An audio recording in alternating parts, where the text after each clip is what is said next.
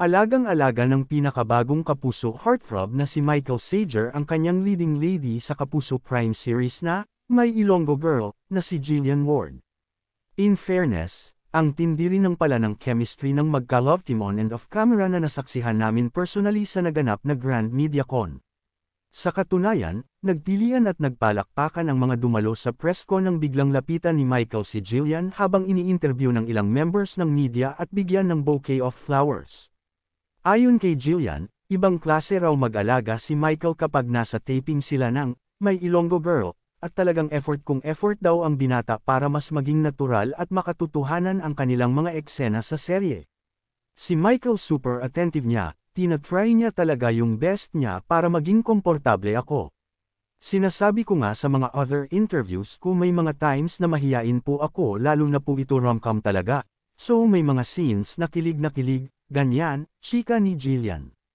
Si Michael po kasi super attentive po siya, like kunwari meron po akong mga paboritong pagkain, mga paborito kong bagay parang kabisado na po niya lahat, which helps kasi nagiging komportable po ako sa kanya. Talagang kinikilala niya po ako, tapos he really tries to talk to me. Nagme-message po siya, nanggugumusta. Yung mga ganuan. So, nakaka-help po talagang nagre-reach out po siya and kinikilala niya po ako. So, kapag sa eksena parang, okay. Komportable na, nakangiti pang kwento ng tinaguriang star of the new gen sa panayam ng media. Sabi pa niya sa interview ng GMA, kilala niya ako, kilala ko rin siya. So, parang mas madali po kumbaga, kahit may mga eksena na may yakapan ganun, parang mas kaya ko na po ganyan. Sa kwento, dalawang karakter ang gagampanan ni Jillian, sina Tata at Venice na magkaibang-magkaiba ang ugali at personality habang si Michael naman ang magbibigay buhay sa karakter ni Francis. Saad ni Jillian, I feel so blessed and happy kasi 15 years na ako sa industry pero grabe pa rin yung tiwala sa akin ng GMA, and first time kung magkakaroon ng teleserye with GMA Public Affairs. Excite ako kasi ibang-iba siya sa mga nagawa ko na at marami akong natutunan na bago. First time kong magkontrabida talaga tapos dalawa pa yung characters ko. First time ko ring magka-character na galing province kasi mostly ang mga characters ko taga Maynila. Ibang Jillian ang makikita nila dahil mayroong dalawang Jillian sa show na magkaibang-magkaiba.